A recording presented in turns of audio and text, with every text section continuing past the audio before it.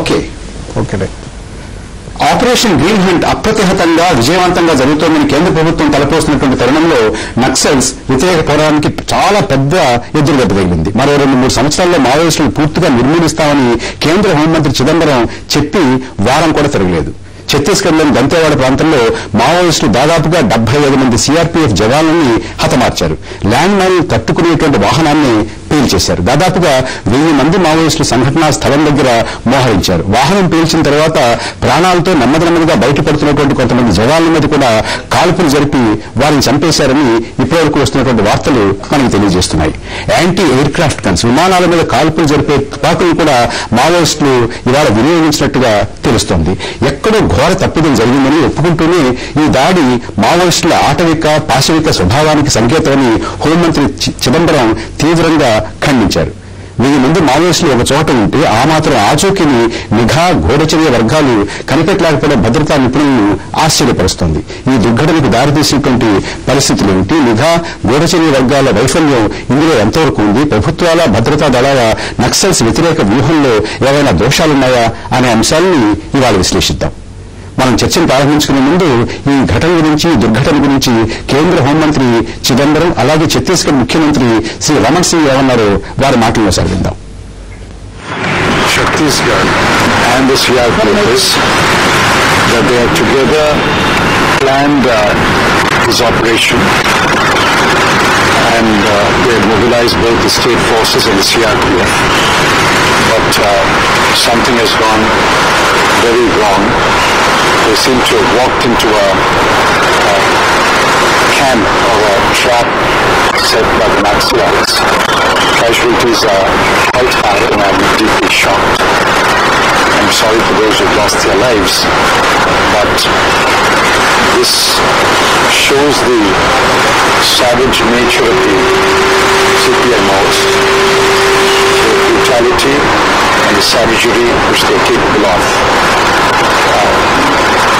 Senior officers have gone to the area to await a report. कल से team गई हुई थी और 120 सीआरपीएफ के जवान थे और काफी बड़ी संख्या में नक्सलियों ने 3 तरफ से घेरा हुआ है। कैजुअलिटी के संबंध में अभी स्पष्ट जानकारी पूरी तरीके से दंतेवाड़ा कलेक्टर से, वहाँ के आईजी से, वहाँ के एसपी से लगातार हम सुबह से ही कनेक्ट है और अभी मैंने आईजी को बुलाया है और आईजी सीआरपीएफ को भी बुलाया है और चीफ सेक्रेटरी को मैंने कहा बैठकर अभी जो स्थिति है उसकी पूरी समीक्षा करेंगे और ज्यादा से ज्यादा मदद वहाँ से जो लोग हैं सुरक्षित कैसे निकल सकते हैं, बॉडी को तत्काल कैसे लाया जा सकता है और बचे हुए लोग हैं उनके लिए अतिरिक्त फोर्स जो रवाना हुआ है वो सुरक्षित तरीके से वहाँ तक पहुँच जाए, ये सारी रणनीति भी बातचीत करने के लिए हम लोग बैठेंगे। तो बहुत ही दुखद घटना है और प्रदेश या देश में ये बहुत बड़ी घटना हुई जिसपे हमारे लोग सीआरपीएफ के हमारे जवान शहीद हुए हैं। ये उनकी कायरता की पराकाष्ठा है और जिस प्रकार ये घटना हुई है इसके पूरे हम तो निंदा करते हैं, मगर नक्सलियों का वो चेहरा बिखरा हुआ है कि एक तरफ कभी शांति की बात करते हैं और इस प्रकार की घृणित घटनाओं को करते हैं। సీతారామరావు గారు ఒక పోలీస్ అధికారిగా చాలా సంవత్సరాలు మీరు నక్సల్ ప్రభావిత ప్రాంతాల్లో కూడా పనిచేశారు కదా, ఇంత పెద్ద సంఘటన 75 మందిని ఒక్క పెట్టిన పొట్ట పెట్టుకున్నటువంటి సంఘటన, చాలా పెద్ద హింసాకాండ ఎలా జరిగి ఉంటుంది? ఇది ఆల్మోస్ట్ దిగ్భ్రాంతికరమైనటువంటి సంఘటనగా భావించక తప్పదండి. నా సర్వీస్ లో ఇంతవరకు అసలు ఇంతమంది చనిపోవడం అనేది మొదటిసారి జరిగింది. అంటే ఇంతమంది పోలీసులు మట్టుబెట్టమంటే దాని వెనక ఎంత పక్కా వ్యూహం ఉందా అనేది ఆలోచించకమాదు.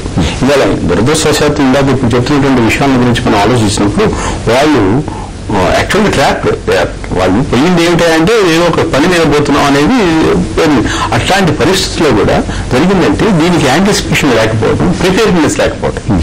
పోలీసుకు కావాల్సిన 2 ఒకటి ప్రిపేర్డ్నెస్, ఏదైనా సంసిద్ధత, ఖచ్చితంగా దాన్ని ఎదుర్కొనేటువంటి ఆ సంసిద్ధత ఉండాలి. అండ్ యాంటిసిపేషన్, ఇది కాకపోతే జరుగుతుంది అనేటువంటి ఒక ఆలోచన అయినా ఉండాలి. ఈ 2 లోపించడం అనేది చాలా దురదృష్టకరం. అయితే ఎట్లా జరిగింది ఏమిటి, నేను విన్నది ఏంటంటే ఒక సబ్ ఇన్స్పెక్టర్ కానిస్టేబుల్ కనపడకపోతే వాళ్ళు ఎక్కడం కోసం పోవడం అనేది మొదట వచ్చినటువంటి ప్రాథమిక సమాచారం. అది ఎంతవరకు నిజమో నాకు తెలియదు. కానీ యాక్చువల్గా అక్కడ ఉన్నటువంటి అధికారులు కూడా చాలా మంచివాళ్ళు. నవీన్ ప్రభాత్ అని అతను ఇప్పుడు యాక్చువల్ సిఆర్పీఎఫ్ లీడ్ చేస్తున్నాడు. అతను పనిచేస్తారు. ఇంట్లో పెద్ద నిష్ణాతులైనటువంటి పేరు ఉన్నటువంటి వ్యక్తి. అయితే ఒకప్పుడు అన్ని ఊహించని ఇప్పుడు ఇక్కడ ఏంటంటే ఎలిమెంట్ ఆఫ్ సర్ప్రైజ్ ఎవరి పట్ల ఉంది, ఎవరికి ఉంది ఎలిమెంట్ ఆఫ్ సర్ప్రైజ్ నిస్సందేహంగా. కేంద్ర హోంశాఖ కార్యదర్శి అంటున్నారు నిఘా ఒక్క వైఫల్యం ఏమీ లేదంటున్నారు. అయితే చాలా మంది భద్రతా నిపుణులు మీలాంటి వారందరూ ఏమంటారంటే 1000 మంది 3 పక్కల వ్యవహరించినటువంటి మావోయిస్టుల ప్రాంతంలో ఉన్నారు, అక్కడ గుమికూడారు అనేటువంటి ప్రాథమికమైన సమాచారం కూడా వీళ్ళకి లేకపోయిందా అనేటువంటి ప్రశ్న. నేను అట్లా గుమికూడి ఉంటారని నేను అనుకోవట్లేదండి. యాక్చువల్గా ఇప్పుడు మనకు వచ్చిన సమాచారం ఎంతవరకు కరెక్ట్ అనేది చూడాలి. ఒకటి ఏంటంటే సహజంగానే అక్కడ క్యాడర్ ఉంటుంది, క్యాడర్ అందరికీ కనపడేట్టు ఉండరు. ఇక్కడ ట్రాప్ అంటేనే వీళ్ళు ఏ విధంగా వస్తారు, ఇక్కడ అందుట్లో bullet proof almost land mine proof vehicles వస్తున్నాయి. వెహికల్స్ ఎప్పుడైతే చాలా ఇవైపోయినాయో తునాతులు అయిపోయినా అప్పుడు వీళ్ళు బయటకు కొంతమంది వచ్చి రావడం జరిగిందట.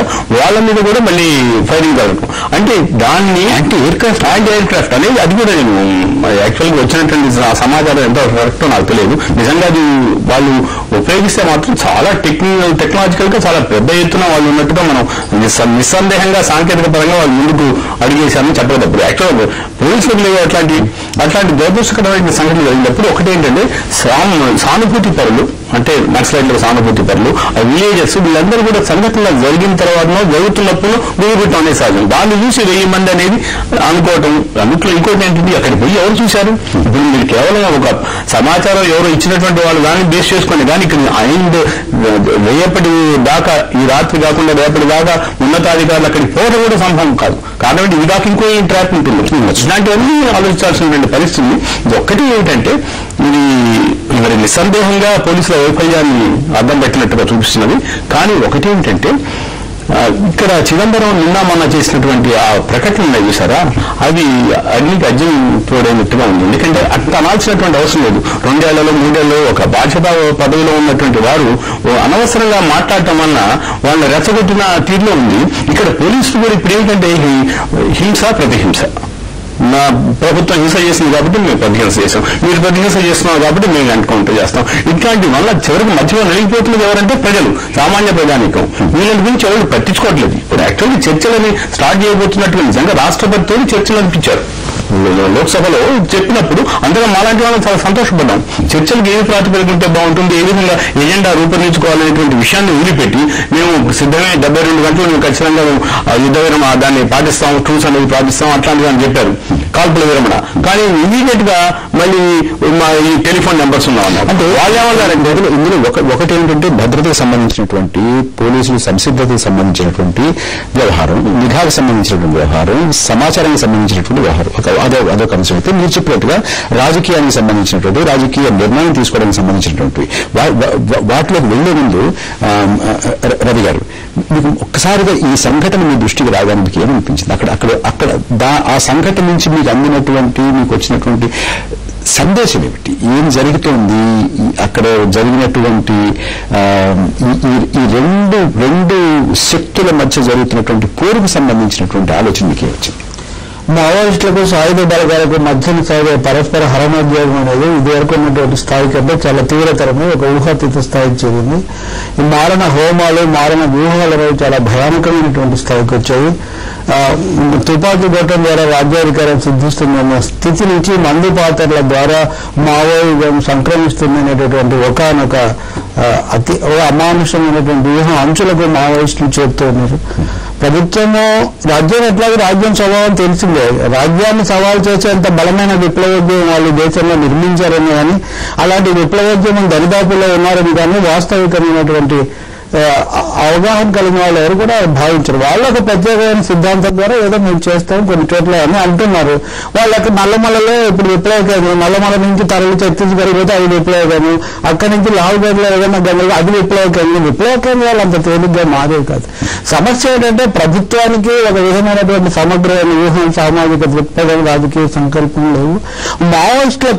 మావోయిస్టులకు కూడా నేను దీనిగా ఎన్కౌంటర్లు అని పేరు పెట్టాను. వాళ్ళ ఎన్కౌంటర్లు దీనికి గన్ కౌంటర్లు. ఈ మధ్యలో నలిగిపోయే వాళ్ళు వారు చెప్పినట్టుగా ప్రజలు. ఇది ప్రజల పేరుతోనే జరుగుతుంటుంది, ఇది శాంతి భద్రతల పేరుతోనే జరుగుతుంటుంది. కానీ అన్నిటికంటే ఘోరంగా నాశనం అయ్యేది, కుప్పకూడేది శాంతి. ఇప్పుడు గిరిజనులు, ఛత్తీస్గఢ్ లో ఉన్నటువంటి గిరిజనులు, గుర్తికోయలు వాళ్ళందరికీ నిజంగా ఈ మావోయిజం మార్క్సిజం తెలిసి ఇప్పుడు వీళ్ళందరికీ మందుపాతలు ఈ సిఆర్పీఎఫ్ జవాన్లను తీసుకున్నాం మనం. ఒక యుద్ధం ఏమైనా జరుగుతుంది అక్కడ.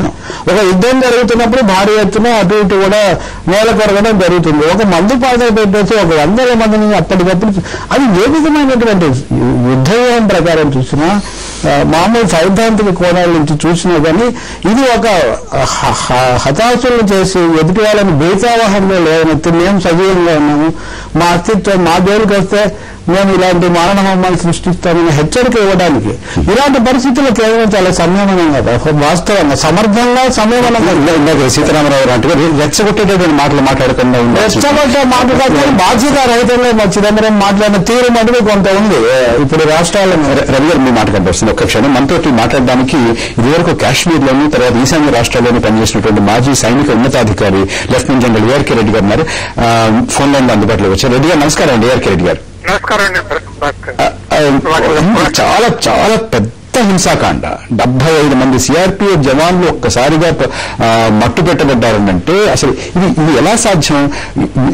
ఇది సిఆర్పీఎఫ్ బలగాలకు నాయకత్వం వహిస్తున్నటువంటి అధికారుల యొక్క వ్యూహంలో ఉన్నటువంటి లోపమా, లేకపోతే అసలు మొత్తం నక్సల్ వ్యతిరేక పోరాటంలో అవలంబిస్తున్నటువంటి వ్యూహం యొక్క వైఫల్యమా?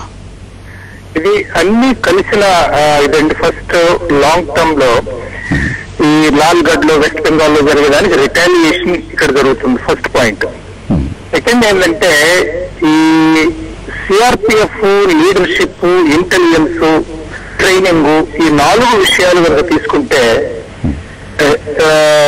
చాలా లోపాలు కనిపిస్తున్నాయండి. నక్సలైట్స్ ఈ పని చేస్తారు అనేది ఎప్పుడు గమనించే ఉండాలి మనం. నక్సలైట్స్ మనల్ని సరిగా చూడరు, ఎప్పుడు ఈ పని చేస్తానే ఉంటారు. అందుకని మనం ఎప్పుడైనా సరే చాలా అలర్ట్ గా ఉండి ఆపరేషన్స్ చేయాలి. కానీ ఇలా వదిలేసి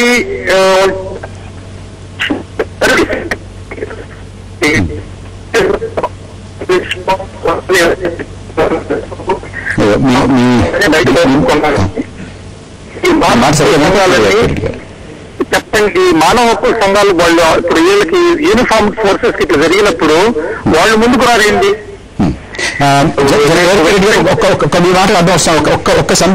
ఒక సందేహం ఏంటంటే ఇది ఛత్తీస్గఢ్ లో ఈ రకమైనటువంటి పోరు కొన్ని సంవత్సరాలుగా జరుగుతోంది.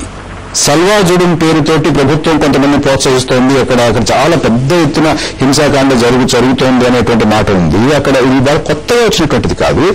ఎందుకు ఈ రకమైనటువంటి సంసిద్ధత లేకపోయింది?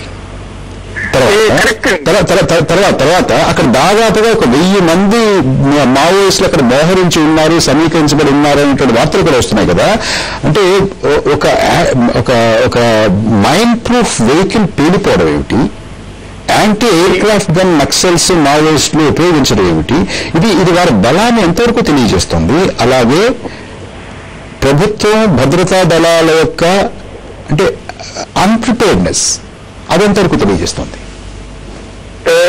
ఇప్పుడు ఏంటంటే అండి, వాళ్ళ దగ్గర ఉండేటువంటి వెపన్ సిస్టమ్స్, వాళ్ళ ఎబిలిటీ, కేపబిలిటీ మొత్తం డెమాన్స్ట్రేట్ చేస్తుంది. దీంట్లో ఇంత ఇంటెలిజెన్స్ నెట్వర్క్ అసలు ఛత్తీస్గఢ్ లో ఉందా లేదా అనిపిస్తుంది.